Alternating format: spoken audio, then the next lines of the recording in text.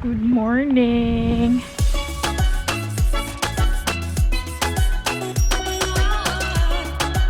May snow sa amin ay sobrang lamig na. Hi Em! Good morning! Good morning. Usapan namin na alis kami ng 9. 9 something. Bumaba na siya. Taka lang kada. 9 something na to. Taka lang kada. 9 lagi. Taka lang siya ate. Nagpaalam ko alas 8. Ninaog ko mga 8:51. Tapos na siya ako, hindi pa nakaligo. Ninaog si ate guys. Kinana sa mga 9:58. 2 minutes na lang mag alas 10 na. Naman lang ako pangape. Uy, fresh na fresh. Jud ta, basta tingtugnaw. Ang lamig-lamig. Uy, fresh jud, basta bagong ligo. Ito, tadi bago mga kalan. Uunahin namin puntahan ang Aldi kasi bibili kami ngayon ng paputok for New Year. New Year ha, New Year. New Year. Wala siyang pasok niyan. Kasi may pasok. Wala kayo pasok na New Year. Ay, wala ka pa skillhan pero nakoy trabaho. First stop namin is Aldi. Sana may paputok pa dito kasi yung sadya namin dito is paputok lang talaga.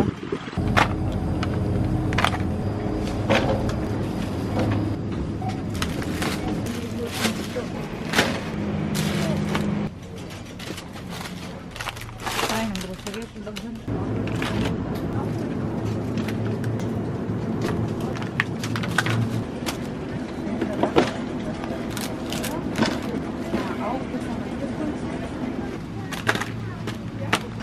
Bili ako ng tinapay para kay Nico dito sa Sipel. Next is pupunta naman kami ngayon sa paayusan ng relo kasi papatingnan ko yung aking relo. Pinapalitan ko yun ng battery. Sabi nung nagpalit ng battery, sa loob daw ay kinakalawang kaya hindi niya mapapalitan. Kaya ngayon ay papatingin ko kung pwede ba siyang mapalitan ng mga parts sa loob. Kasi sayang yung relo ko. Maganda pa naman siya, vintage style ba. Tapos pupunta kami sa Action. Hindi na kami pupuntang Globus dahil nakapang grocery na ako. Wala din naman akong kailangan sa Globus talaga. Sa Action lang. After namin sa Action, uuwi kami. Kasi 3 PM pa kami pupuntang city. Kanayim sa Patusan Manila. Shoe Center.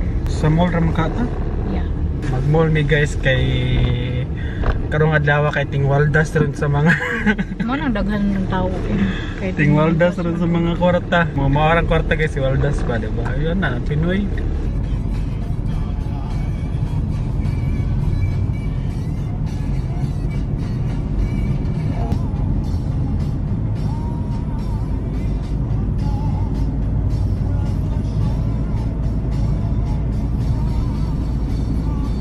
Kami sa bahay. Nagbuot namin tulo na kay nang sinamok sa ning isa. Magluluto ako ngayon ng shrimps. Mag-garlic buttered shrimps kami ngayon.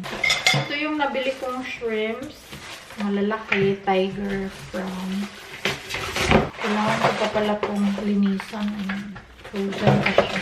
Isa to sa mga napamili namin. Magbe-bake pala si Nico ng banana bread dahil may party sila mamaya. Anyway, maglalagay na ako ng oil. Konti lang. Pang saute lang sa onion at saka sa garlic. Maglalagay ko ng onions. Kasi bet ko ang onion sa ganitong luto. Hala, wala tayo sili, Pagunting sabi, palihog. Lagay ko na ang bawang.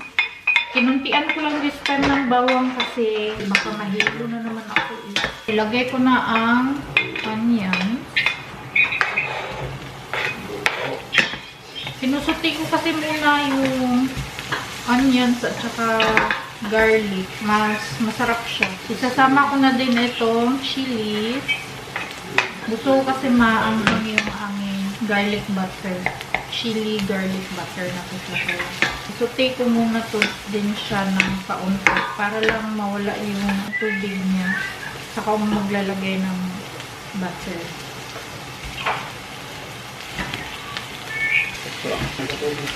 Ganito na siya.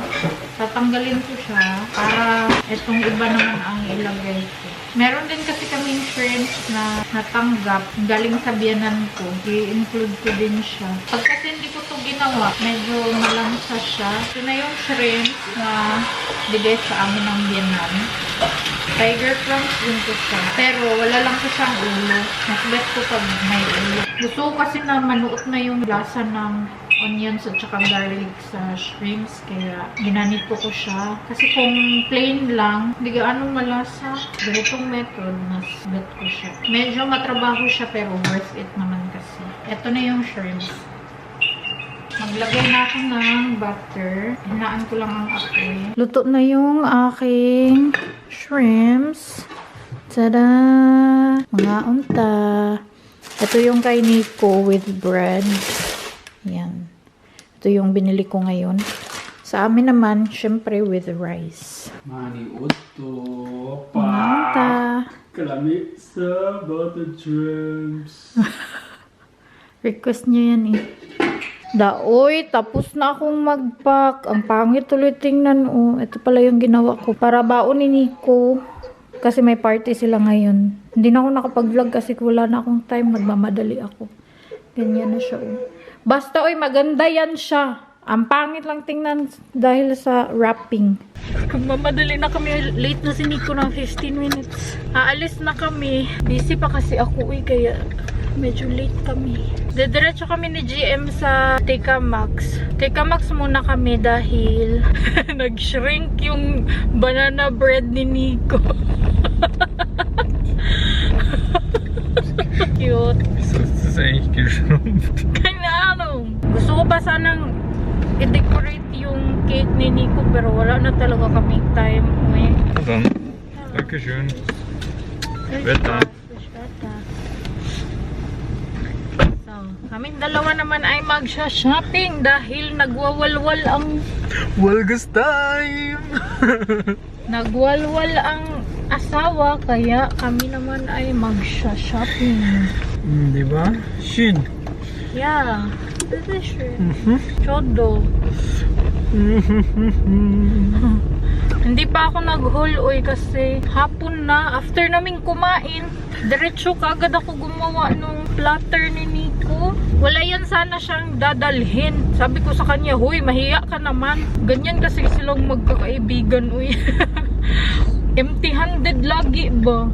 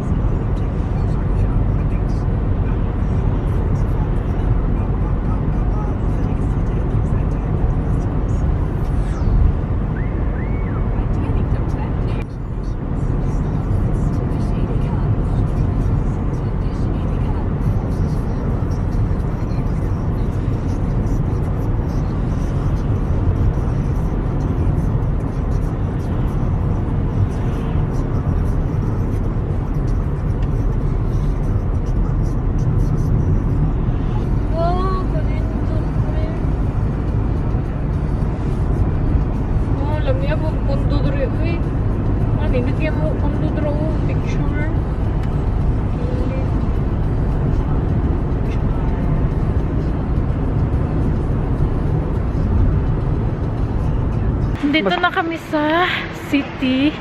Uy, instant blush. Ang lamig dito ay as in. Madara. Pupunta muna kami sa TK Maxx kasi gustong ibalik ni Nico yung gloves na nabili ko. Kasi sabi niya, sayang daw ang mahal-mahal tapos hindi naman pala siya mainit. Malamig pa rin daw yung kamay niya. So, ibabalik namin siya. Kung pwede pa, pero kung hindi na, wala kaming choice. Andito na kami sa Donau Einkaufszentrum. Hoy, I'm so proud of myself. Nakapag-parking ako ng backward. So proud of myself. Straight pag yung kayo. Para daw siyang estudyante. Bata ba? Ayaw niyang mag-backpack. Basta mag-laag-laag or mag-shopping-shopping. First time pala ni GM dito. Ako, first time ko pumasok sa Primark. Bago lang kasi to dito. Saturn to dati. Wow. Mag-shopping daw si GM para sa mga kapatid ko. Uy, pag sure. Magtrabaho kayo. Ala. Israel, Junre. Magtrabaho kayo. Tsada na kanara. Kato, tsada na. Ganahan ko ni, ganahan ko ni. Na, maut mo na eh. Ganahan ko para sa sweatpants ba? Maut. Much better na. Dito na lang kami magta-try on kasi ang daming tao nakapila doon sa fitting room. Fuck. Tsada Bet niya yung mga kulay na yan eh. Tsada siya. Isa, duha, check. Yeah. Yung isa, yung maroon, di bagay sa Nawa. kanya. Ganda. Maganda yung pants na nakita niya. Now, first try to guys. Huwag doon tayo sa dali. Tsada oy. Hindot siya. Napay doon ako. Oops, doon.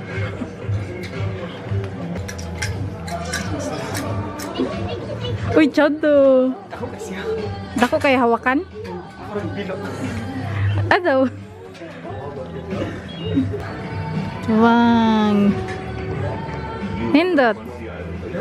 Uy, nindot siya. Sakto og kuan. Hawak. Hindi baksan. Oh, pero di man siya mailan. Nindot uy. Ang naong.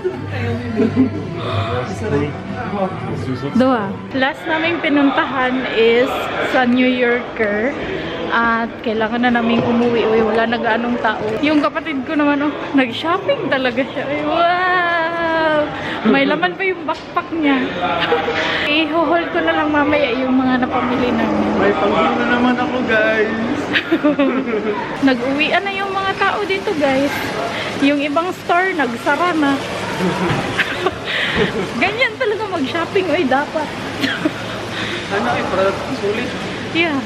Andito na kami sa bahay at maghuhol lang ako ng aming mga napamili. Yung pinang-grocery ko kanina, yung iba nagamit na dahil dun sa ginawa kong platter para kay Nico. Sa ginawa ko kanina, ito na lang yung natira. Cherry tomatoes, ito rucola, mozzarella, fresh queso. Gagamitin ko din sana to sa platter pero wala na talaga akong time. Kaya yung ginawa ko, yung kinaya lang sa time. Basilicum, binili ko din, salami. 2 pack ng salami yung inubos ko. Ginawa ko sa platter ni Nico. 2 klase ng cheese, yung cubes at saka yung slice. Tapos, eto, wrap. Para din sana to siya sa platter ni Nico pero hindi nga kinaya ng aking oras kaya wale. Eto, oil. 2 litro na yung binili ko. Meron akong 2 strawberry. Mga itlog. Ginamit na ni Nico yung 2. Special salt para sa dishwasher. Cookies namin ni GM sa aming coffee. Meron ako ditong 2 crafts pen. Para siyang donut na merong filling. Tag-isa si GM at saka si Nico. Gusto ko lang ipatry talaga kay GM. Kumuha ako ng sponge. 2 Pringles. Tag-isa kami ni GM. For sure, dadalhin niya tong isa sa kwarto niya. Meron siyang stock room doon sa kanyang kwarto. For New Year, bumili ako ng banner. Happy New Year. Dadalhin ko to doon kay Laudo para ikabit ko, para may pang picture-picture kami. Eto din, 4 lang kasi ang laman ng isang pack. Wala ako. So, 2 ganito, props sa New Year pang picture. Carrots. Tapos, patong box ng paputok. Isang ganito, pa-circle. 2 ganito. O, diba? Puto ka na. Tag-iisa kaming 3. Mandatory kasi sa amin na magdala kami ng tag-iisa. Sobrang konti lang nung paputok ng tiyuhin ni Nico, kaya ayan. Pero kung ako lang, ayaw ko sana talagang bumili dahil dagdag gastos lang siya. Tapos, most of all, makakadagdag lang siya ng air pollution. Then, yung tinapay ni Nico sa bakery. Pumunta kami ni GM sa Action. Kumuha siya ng mga chips. 2 flavor ng Lay's. Merong sweet chili. And then, this one is deep American barbecue. Tapos, eto din, tortilla. Ako naman, bumili ako ng mga organizer. Ayan, set of 4. Kasi doon sa office namin ni Nico. Kailangan i-arrange doon. At yung mga cabinets, kailangan ko lagyan ng mga organizers para sa mga pen, mga gamit pang opisina. Dalawa yan siya. Ayan. Ito naman mga malalaki. 3 set yung aking binili. Pero ang nakalagay talaga dito is fridge organizer. Kahit na fridge organizer to, hindi ko to gagamitin sa fridge. Bumili ako ng silicone mold set. Ayan. Kumuha si JM ng case para sa kanyang phone kasi binigay ko sa kanya yung old phone ko. So, kumuha siyang bagong case. Sa akin naman, yung obsession ko sa pantali ng buhok, kahit na marami na akong pantali ng buhok. Pero yeah, ganito, 2. Ito din, ang cute. Puti at saka pastel pink. Ang cute. I think yun lang ang aming napamili sa Action. Nung nag-shopping kami ni GM, nauhaw ako kaya bumili na ako ng tubig. Ice cream naman yung kay GM. Pumunta din kami ni GM sa Woolworth. Hindi ko i-haul yung kay GM. Kung gusto niyo mapanood yung mga pinagbibili niya, doon kayo sa page manood. I-leave ko yung link ng Facebook page niya dito. Meron pa pala akong nabili sa Action. Oh. Ang cute-cute lang. Lagayan ko lang ng jewelries sa CR kasi nakakalimutan ko ilagay sa lagayan yung mga jewelries ko. Naaalala ko na lang pag magsha-shower na ako tapos tinatamad na akong bumalik sa closet namin. Ito na lang patungan ng aking jewelry. So, Woolworth. Ito yung binili ko. Mga gloves. Ewan ko ba, bakit ang dami kong gloves na binili ngayon. And then, eto, pang niece. Binilhan ko din si Nico ng bonnet. Kasi ito, wala talaga siyang brand. Walang name, walang nakalagay. So, plain lang siya. Titingnan ko lang kung magugustuhan ba to ni Nico. Kasi ang gusto niya, yung maliit lang. Yun lang ang napamili ko sa Woolworth. Next is sa Primark. Bumili ako ng suklay kasi nga nagkulot-kulot na ako ngayon. 1 euro lang kasi kaya bumili na ako. Nagkulot-kulot na ako so kailangan ko ng wide tooth comb. Nakita ko to, nag-iisang tsinelas. Ang cute-cute. Ang mura lang din nito, tag 12 euro. Ang cute-cute niya talaga, as in. Tsinelas pambahay. Ang cute-cute. Kumuha ako ng thermo na leggings para kay GM. 2 thermo or thermal fleece yung binili ko para sa kanya. Wala kasing size L or XL para kay Nico. M lang yung meron doon. Bumili ako ng 2 t-shirt for work. White lang yung kinuha ko. Dapat pala kumuha ako ng itim. Ito naman sa New York, class naming pinasukan. Bumili ako ng bag para kay GM. Sabi ko sa kanya, bibilhin ko to kapag gagamitin niya. Kasi, binilhan ko din yan siya ng bag. Hindi naman ginagamit. Ang ganda niya lang kasi. For work ba? Panlalaki. Ang cute-cute, para siyang Gucci. Hindi kasi yan siya nagbabag. Ewan ko sa kanya. Sabi ko nung una, hati kami. Nagtitipid yung kigwa. Ang kuripot. Sabi niya, next time na lang to. Sure kasi ako na wala na yan siya. Kaya binili ko. Pang niece din to siya. White naman to. Yung nabili ko sa Woolworth, black. Kasi walang white. Bumili ako ng gloves. Yung aking kasing gloves, ginagamit ko siya pag nagbo-blower ako kasi nga basain yung kamay ko. Finally, nakakita na ako ng belt na tama yung sukat or tama yung haba. Yung size ko is 75. Ewan ko kung centimeter to. Basta 75 yun lang yung nakalagay dito.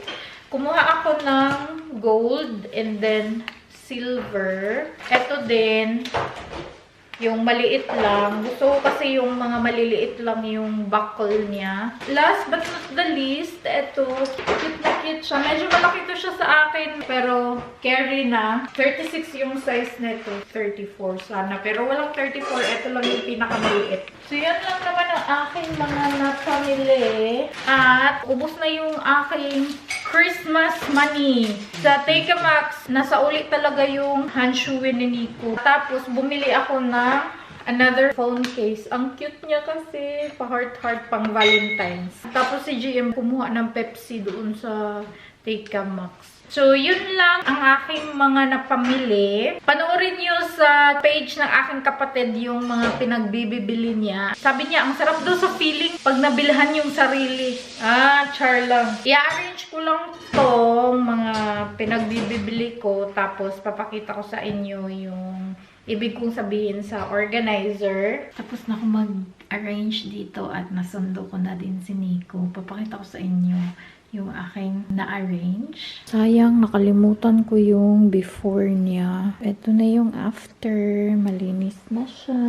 Naka-arrange na talaga siya. Dito naman, ito yung iba kong organizer. Wala pang mailalagay. So, yan na lang muna.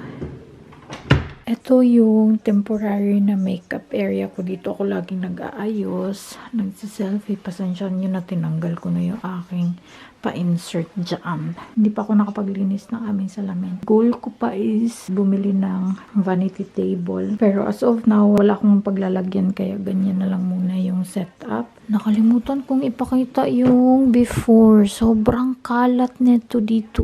As in. Dito ko nilalagay yung aking mga makeup. Tapos, dito naman yung para sa buhok. Ito yung ginagamit ko for work. Kasi gusto ko talaga na maayos yung aking buhok. Kaya, bumili talaga ako ng ganito. Meron yan siyang net.